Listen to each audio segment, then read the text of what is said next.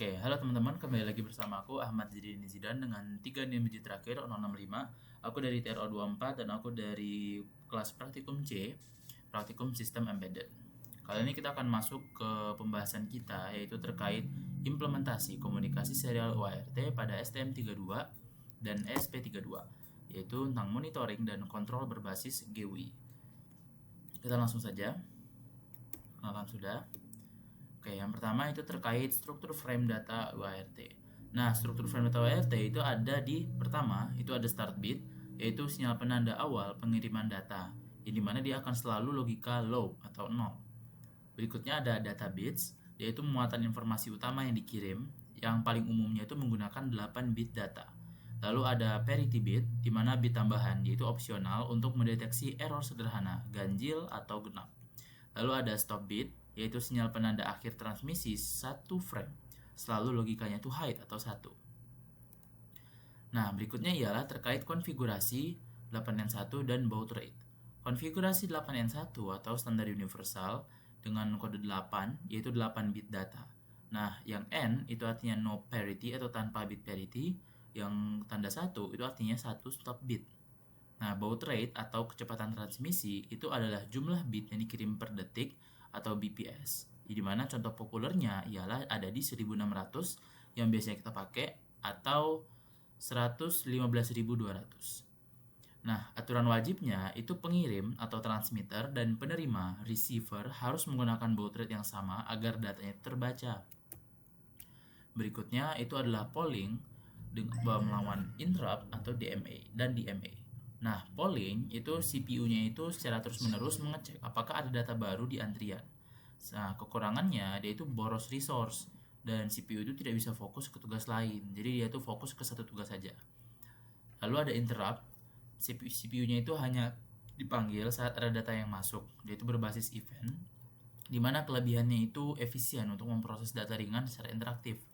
Lalu ada DMA atau Direct Memory Access, di mana modul khusus yang memindahkan data masuk langsung ke memori tanpa melibatkan CPU.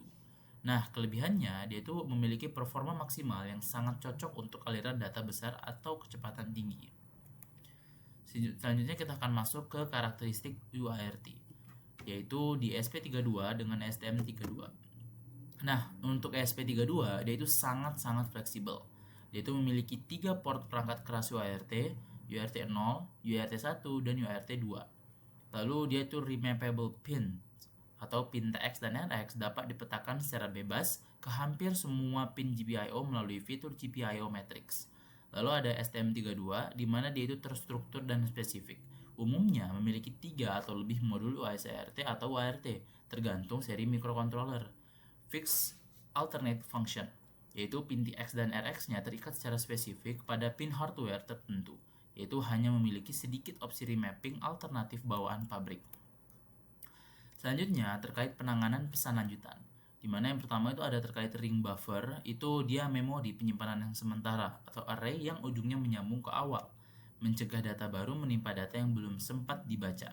Lalu ada framing, di mana dia menentukan batas yang jelas pada sebuah paket pesan. Contoh, diawali header khusus dan diakhiri terminator seperti /n. Lalu ada CRC atau Cyclic Redundancy Check, rumus matematika yang dikirim bersama data untuk memvalidasi bahwa pesan tidak korup atau rusak di jalan.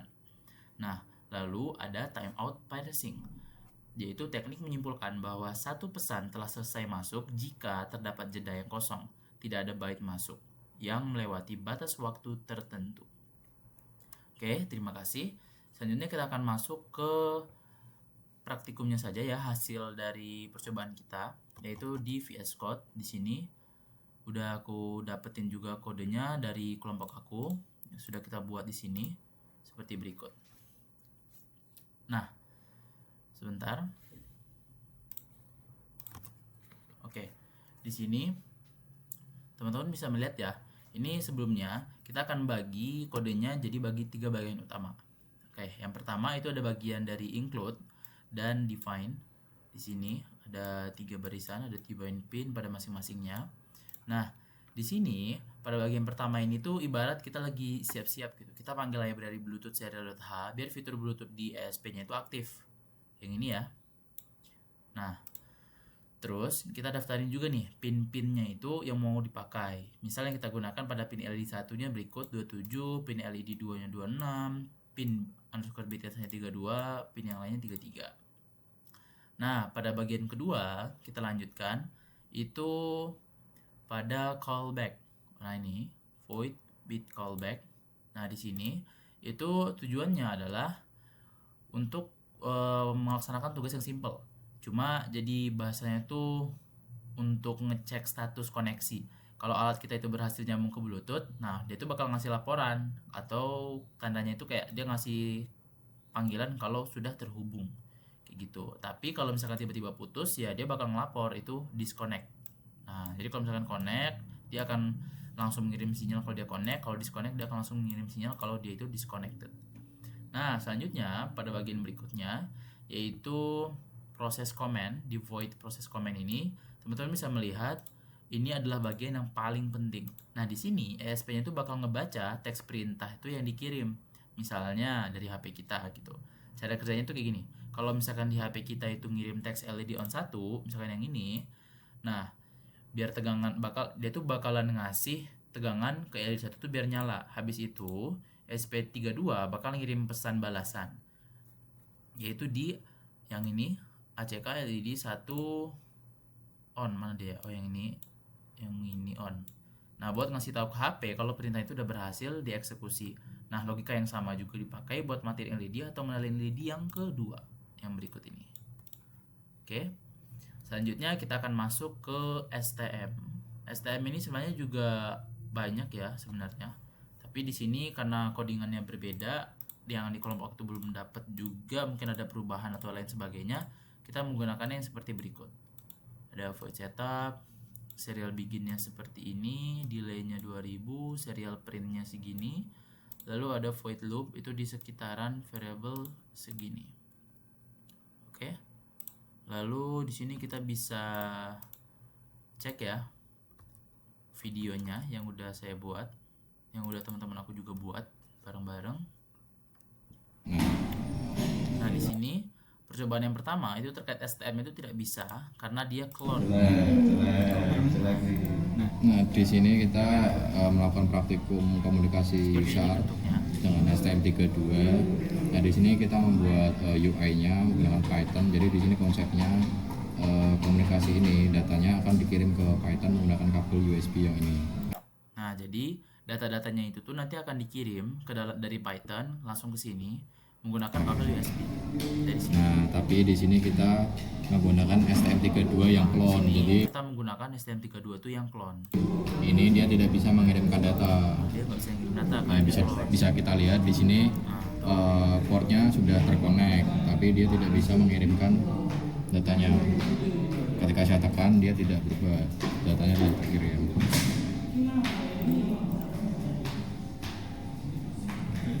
Oke, kalau teman-teman perhatiin ya, jadi ketika kita akan mengirimkan sinyalnya dari sini, nah di GUI-nya ini ya itu tuh nggak muncul datanya, sinyalnya tuh nggak terkirim, terlihat tuh nggak ada. Karena kenapa? Karena dia itu kita menggunakan STM yang clone gitu, jadi dia tidak tersambung. Teman-teman bisa ngeliat lagi ya. Nah, di sini kita melakukan praktikum komunikasi. Di sini baud rate-nya tuh udah sesuai ya. Sesuai dengan STM32.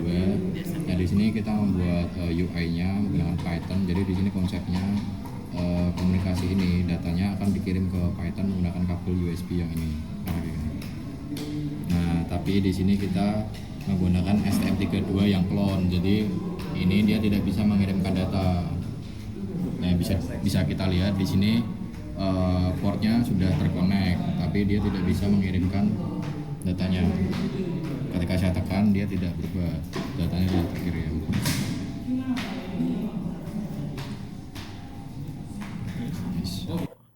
Jadi bisa teman-teman perhatiin lagi yang tadi ya, ketika dia ngirim data sinyal, walaupun baud rate-nya sama dan sudah terconnect ya, connected, dia tetap gak bisa ngirim karena dia basisnya adalah clone gitu.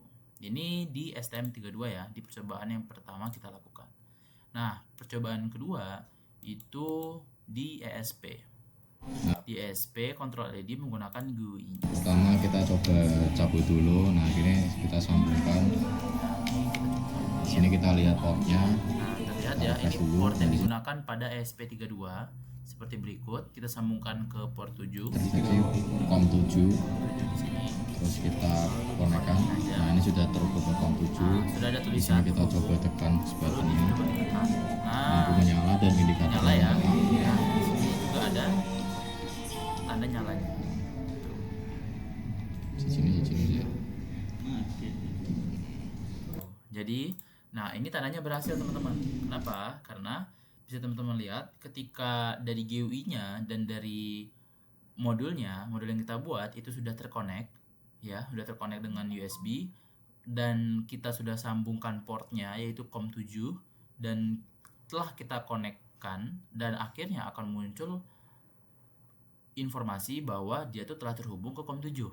Nah, setelah itu pas kita dites lampunya hidup dan direspon menggunakan sinyal dan muncul di sini bahwa keterangan LED hidup gitu. Oke, bisa teman-teman pahami ya. Ini penggunaannya itu di ESP control LED menggunakan GUI di ESP. Nah, selanjutnya itu ada percobaan yang selanjutnya yaitu ESP-nya itu terkait kontrol lampu. Ini udah coba kita running. Nah, seperti ini ya. Nah,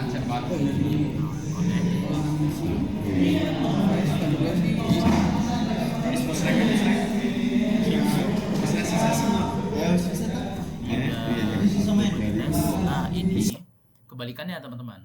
Jadi yang sebelumnya itu kita mengirimkan sinyal langsung dari modul atau dari ESP-nya sendiri dengan cara kita mengklik tombol, lalu akan muncul reaksi langsung di dalam GUI kita. Nah, kalau yang ini kebalikannya. Di sini ketika kita menekan tombol on ataupun off, maka dia akan bereaksi mengirimkan sinyal ke modul yang kita gunakan di ESP32 ini. Jadi bisa dibilang ini tes berkebalikannya, apakah bisa atau tidak. Nah, alhamdulillah bisa. Nah, ketika LED on, maka LED 1 yang tertera itu akan hidup. Nah, yang LED 2 hidup, maka di sini juga akan juga mati. Begitu. Oke, bisa teman-teman pahami ya. Nah, selanjutnya kita akan masuk ke bagian percobaan dari STM. Karena yang sebelumnya kita mendapatkan dia itu clone, ya, kita mendapatkan dia itu clone, maka kita akan menggunakan FTDI. Untuk percobaan kali ini kita akan menggunakan STM, tapi di sini kita komunikasi datanya menggunakan FTDI yang merah ini. Menggunakan FTDI. Terus di sini kita pertama scan dulu. Kalau udah terdeteksi COM-nya connect, nah ini sudah connect kan. Terus kita coba push buttonnya nyalakan, ini indikatornya nyala, push buttonnya menyala. Kita coba yang kedua menyala. Nah, di sini kita telah berhasil ya. Mati. Nah, ini berbeda seperti yang percobaan pertama tadi. Kita tidak menggunakan FTDSI, ya, maka hasilnya tidak bisa, error seperti tadi. Nah, sekarang kita pakai FTDSI bisa. Oke, jadi teman-teman bisa melihat di sini bisa dilihat ya, kalau misalkan sebelumnya itu kita menggunakannya itu nggak bisa. Jadi kita menggunakan cara lain, yaitu kita menggunakan FTDI monitor. Nah, di sini kita sudah menentukan COM yang kita gunakan yaitu COM 6. Lalu dengan baud yaitu 115.200. Nah, beda. Untuk percobaan kali ini kita akan menggunakan STM, tapi di sini kita komunikasi datanya menggunakan FTDI yang merah ini. Terus di sini kita pertama scan dulu. Kalau udah terdeteksi COM-nya connect, nah ini sudah connect kan. Terus kita coba push buttonnya nyalakan, ini indikatornya nyala, push buttonnya menyala. Kita coba yang kedua. Nah, di sini terlihat ya berhasil ya, ketika kita menekan push button yang kedua, lampu yang menunjukkan di mana bagian push button kedua itu akan menyala. Ketika kita menekan push button 1, lampu yang menuju kepada bagian push button 1 akan menyala. Menyala. Mati.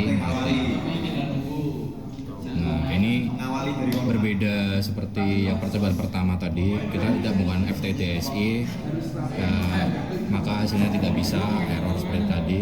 Nah, sekarang kita pakai FTTSI bisa. Oke, selanjutnya yaitu percobaan ketiga. Nah, di sini kita akan melakukan percobaan ketiga yaitu full duplex.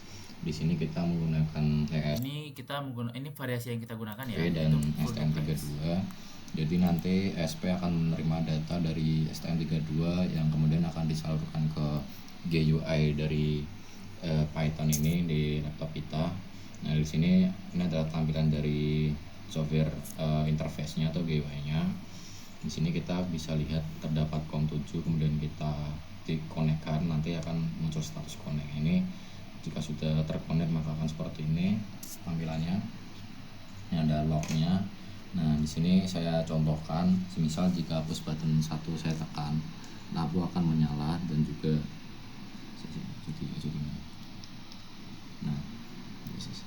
Nah, ketika ditekan maka terdapat indikatornya di GUI-nya. Misalnya kita tekan lagi, di sini lognya akan muncul dan indikatornya akan menyala. Jadi yang mengirim ini adalah ESP-nya, bukan STM-nya. Ini adalah contoh komunikasi full duplex menggunakan ESP sebagai monitornya.